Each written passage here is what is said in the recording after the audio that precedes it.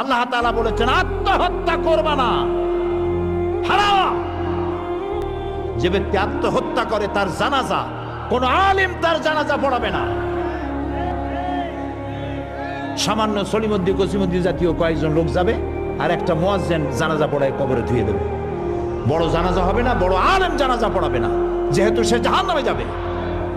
আত্মহত্যাকারী কোথায় যাবে?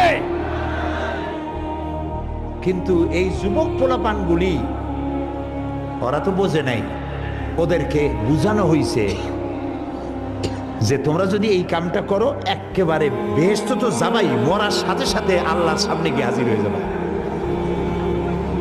আপনারা ক্যারাম বোর্ড খেলা নিশ্চয়ই দেখেছেন অনেকে।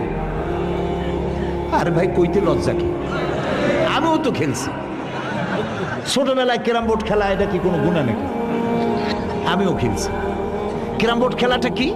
বোর্ডের উপরে কতগুলি এরকমের গুটি থাকে, একটা থাকে লাল, ঠিক না? এখন বোর্ডের উপরে এই গুটিটা আমি মারতেছি, সামনে আর একটা গুটি, কিন্তু সামনের গুটিটা আমার মূল টার্গেট না।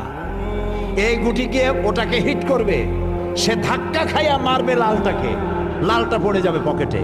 কিন্তু যে লালটা পকেটে পড়লো ওই বেচারা জানলো না যে আসলে মূল ধাক্কাটা কে মারছিল।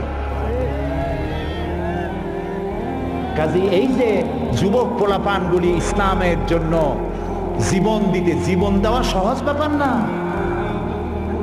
কত বড় নেশা, পাগল বানায় এদেরকে, মরবার জন্য এসেছে, মরবে সে। একজনে নাকি মোষ খুব বড় ছিল, হাত দিয়ে মোষ এরকম উঁচা করিয়া তারপরে মদ খাইতেছে বহুত কষ্ট করে।